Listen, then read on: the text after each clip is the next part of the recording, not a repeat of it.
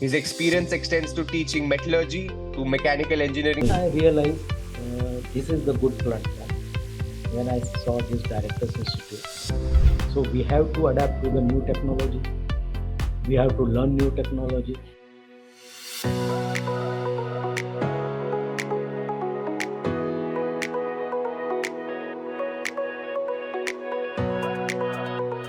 Hello, ladies and gentlemen, and welcome to the esteemed FaceTime with Leaders, an initiative by World Development Corporation. My name is Tanay All, and I'm an anchor at World Development Corporation. FaceTime with Leaders is a platform for industry veterans to come together to share their knowledge, ideas, thoughts, and best practices with one another, as well as with upcoming industry leaders. In a nutshell, we attempt to encapsulate the multi-decadal learnings of all our industry stalwarts. We hope that by conducting these FaceTime with Leader interviews, we can bring together a global community of eminent personalities. We have one such industry heavyweight on FaceTime with Leaders with us today, Mr. Rajesh Badre. We welcome you on the show, sir. Thank you very much. Namaskar. He is an experienced technology professional with over 3 decades of extensive experience in various domains, including project management, operations, production, quality control, and marketing. Since 2017, he has held the position of Director of Technical Sales at Remit India Private Limited in Pune. In this capacity, he has been instrumental in steering the entire operation with a keen emphasis on enhancing both top line and bottom line profitability. His experience extends to teaching metallurgy to mechanical engineering students at Alard Engineering College, Pune, where he has imparted practical applications of theoretical knowledge, showcasing his commitment to nurturing future talent in the industry. So, sir, to begin with, could you elaborate on your role as the Director of Technical Sales at Remit India Private Limited, and what are your primary responsibilities and key achievements in this position? Yeah, let me begin as a Director Technical Sales in Remet. Remet is basically raw material supplier to investment casting foundries. So here in India, we have a base in Pune, where we help investment casting foundries to enhance their productivity, lower their rejections, and apply the technical know-how from ours. So we are the one of the world number one raw material supplier for investment casting foundries. As a technical director, I help foundries to uh, get maximum out of our product, which means it enhances the productivity, reduces the product cycle time, reduces the rejection, and as well as we also see the overall profitability of the customers. That is what we aim as on date. And we also introduce new products with respect to their requirement to enhance their operations and also the quality improvement thereafter. And another part what we play here is uh, we being the world leaders, we try to give Indian companies what are the world standards, how the world fare. We help them to achieve or come at par with the quality requirements for the export oriented. Particularly, last 4 5 years, we have been helping foundries to get into the aerospace industries, where there are very stringent quality requirements, and we give them the quality products to achieve those requirements. So in India, we are helping foundries to produce uh, components which are required by aerospace, particularly like Airbus, Boeing, these companies. So we are also now coming into the global platform. India is also arriving at the global platform in that. So you have a vast experience of over 3 decades in various domains such as project management, operations, production, quality control, and marketing. How has your professional purview evolved over the course of your career? Actually, yeah. Sometimes I feel three. It passed so early. 30 years. If you value, tell me 30 years. I see it's a very short time. But let me start as a graduate engineer trainee. As I started with the Steel Cast Limited, Bhavnagar, a foundry, which was specialized in Magnates steel that time in 1991. So that was the base. And as they say, when your foundation is good, then building is really, it can withstand any, what you call, quakes. So the steel cast was my foundation. There, Mr. T. Kumar and Mr. Chetan Tamboli, they guided me, they helped me to shape my things. From them, I learned a lot of. I, being from a family of from defense, basically my father worked with Indian Air Force, so the discipline was ingrained in me. And when I joined Steel Cast, there were so many systems which helped me understand in and out of the foundry, and that was my beginning. And thereafter I learnt a lot. I learnt technical things which which had a industrial application, which was theoretical when was taught in the engineering college. And there I got training in all the departments, which gave me the base. And after that, uh, what I can give to the youngsters, the integrity is the main thing. One has to be very faithful to whatever you do with sense of belongingness. That is utmost important. That is what Mr. T. Kumar also taught me in Steel Cast. Very disciplined person, very knowledgeable, and he always used to emphasize we should learn, and we should not hesitate, basically, whether a person is uh, foreman or helper. You get lot of knowledge from them. So I used to go on shop floor, get the hands-on knowledge on the things, and that is how I developed myself. And thereafter, I was work. I worked with many industries. In sourcing, I had a very good experience of coordinating with the suppliers, what are their requirements, how they work, how the supply chain works, what are the quality requirements. Then I also undertook almost 8 to 9 foundries, right from drawing board to the production. And even I have helped one company who was running into losses, and I got them on back on foot within 1 year of joining them as CEO. So all the inputs I got through my various uh, companies, their experience, their working knowledge, working style, they all helped me shape my career. And also I'll emphasize in project management, it's all teamwork basically. Everybody works as a team. So uh, I always believe in keep it very simple. I don't give very much, very elaborate instructions, and I also trust the person.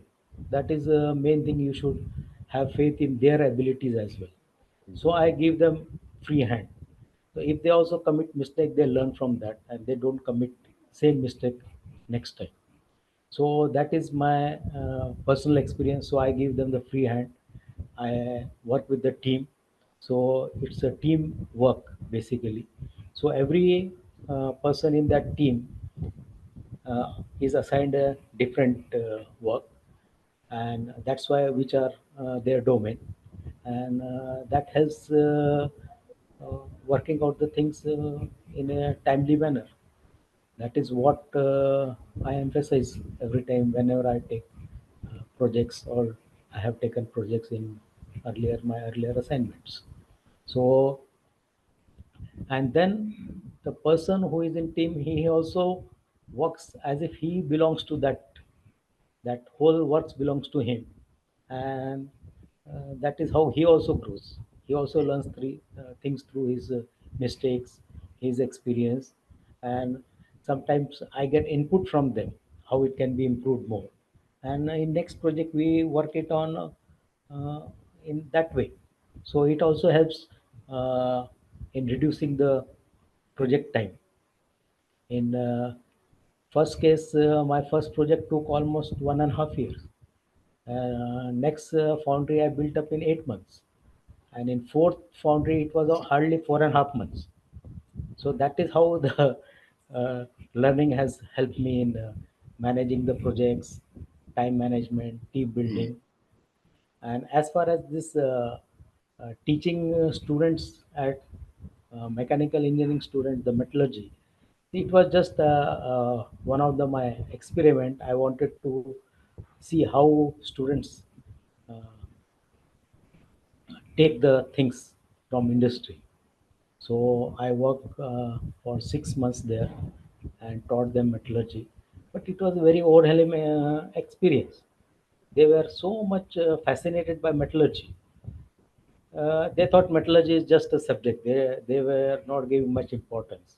And when they learned how important metallurgy in mechanical applications, basically material selection, how material is selected, why it is selected, how it works, what are their structures, what is the heat treatment, why it is given. So these are the many aspects they learned.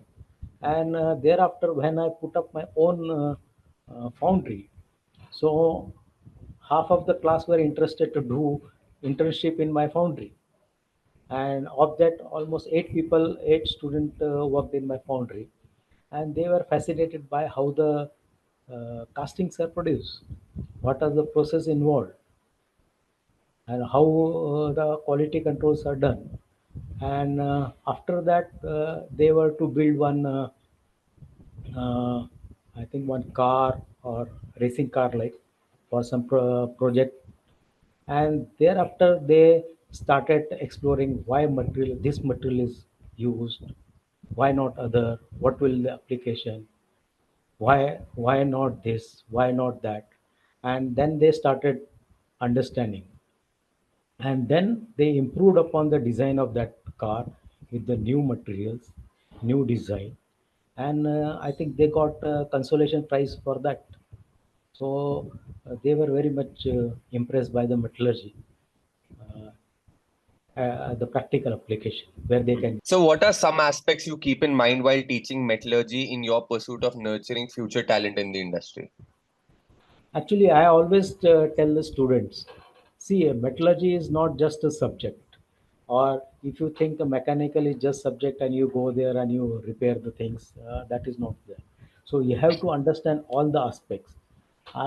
Like I told earlier also, for example, for manufacturing a bolt or a nut, you should know where the application is, what are the stresses, under which condition it will be used, whether it in the salt condition like marine engineering, there the material requirement is different. So, other if it is a hot and humid condition, then another is another aspect of that. And if it is a furnace where the temperature is 1500 degrees, 1600-degree temperature, then it is a different. So based on the application environment, so you have to decide how which material to be selected. So that is one aspect. Second aspect was you have to move around and see the things. It's not just blindly you follow the books and it will give you results. It's not so. It's always an observation. What are the failures? Why it failed? You have to understand that also, and then do the improvement. So, like for example, for in there the microstructure is there. They call it face centered, body centered. So I used to tell how the microstructure looks. So in practical application, I told them, have you seen the pomegranate? If pomegranate is there, you just when you cut the pomegranate, you find so many grains. So these are the grains inside, and that there is a boundary. That is the grain boundary. That is how things are explained.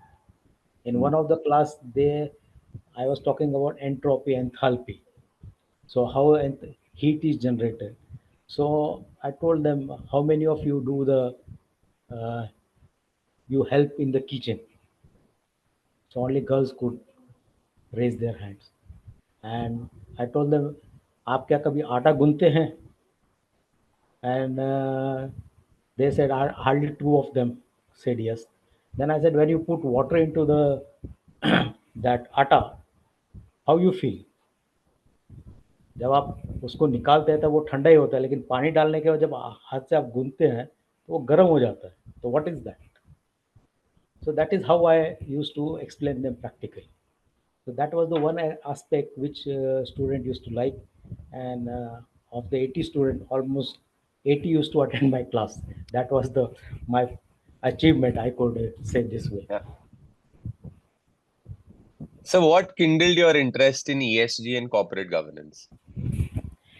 Yeah, that's a very interesting story. Actually, when uh, I started my company, I had almost 6 directors in that partners, and I used to, though I was the major stakeholder, but combined they had a more stake. I was single largest stakeholder, but combinedly they had a more percentage of shares than me. So they always used to subdue me, and I used to get ill treatment there, and none of the decisions was accepted, and so I felt, and ultimately I had to close down that my company. So that time I decided I have to do something for the people who are minor stakeholders, and how you can do. Then I realized this is the good platform.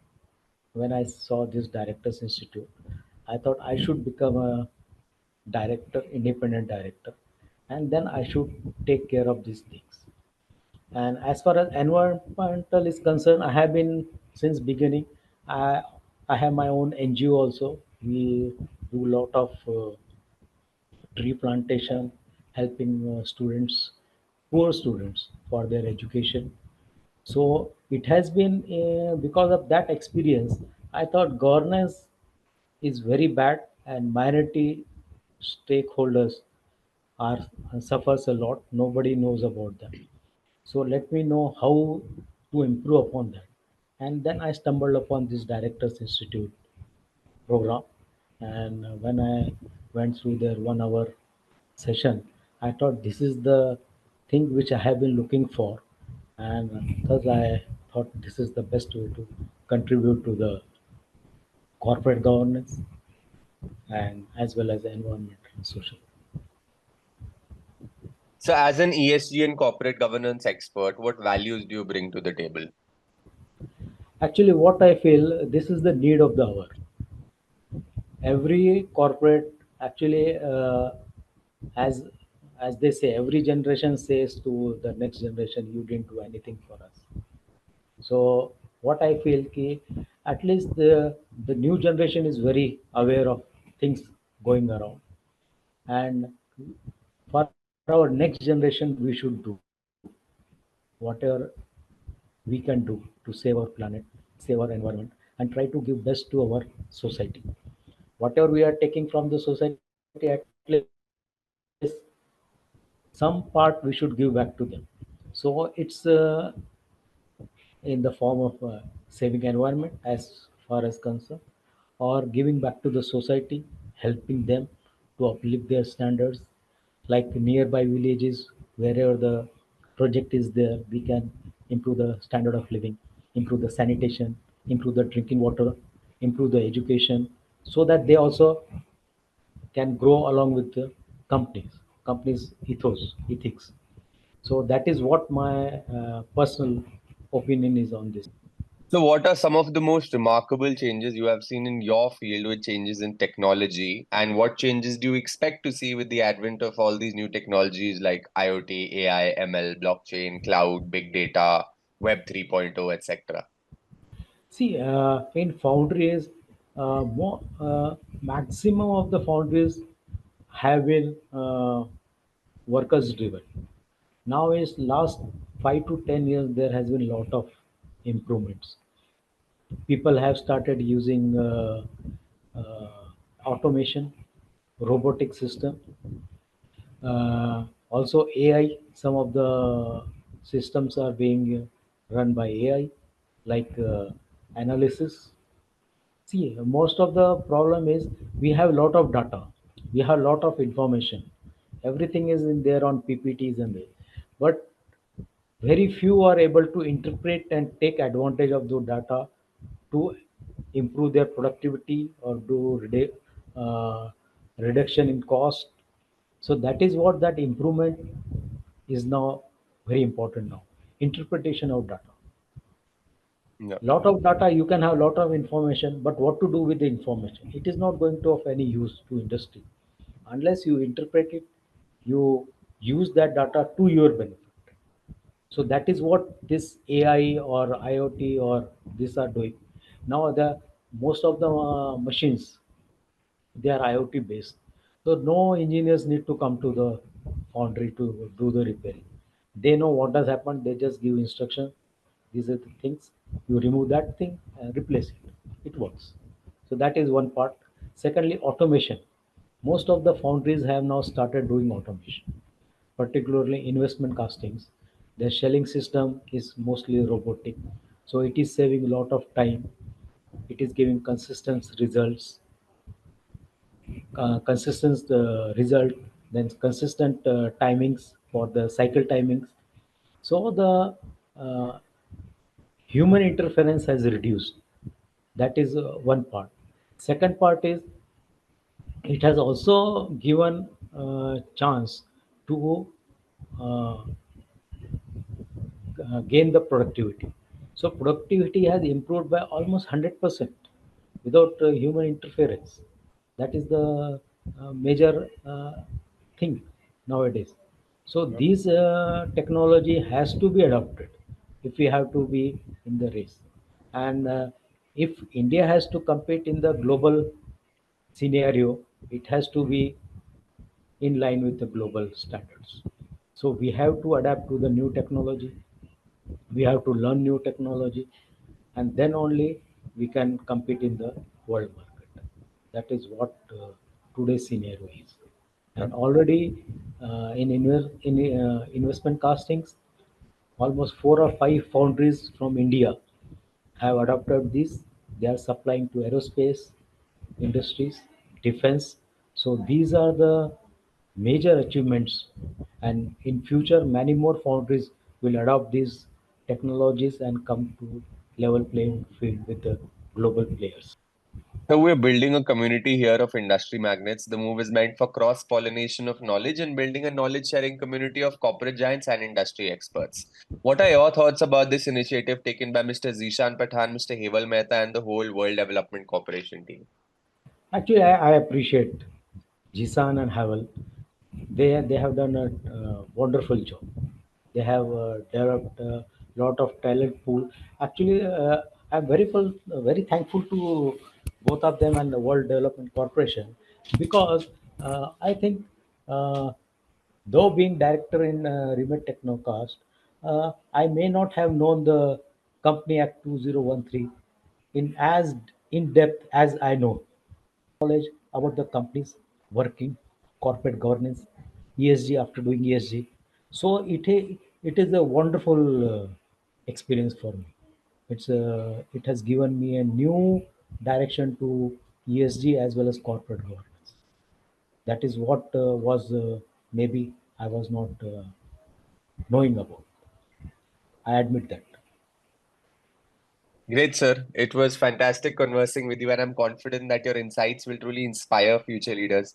Thank you so much once again for joining us today, sir, and wish you the best for your future endeavors. Thank you very much. Thank you. Namaste. Thank you, sir.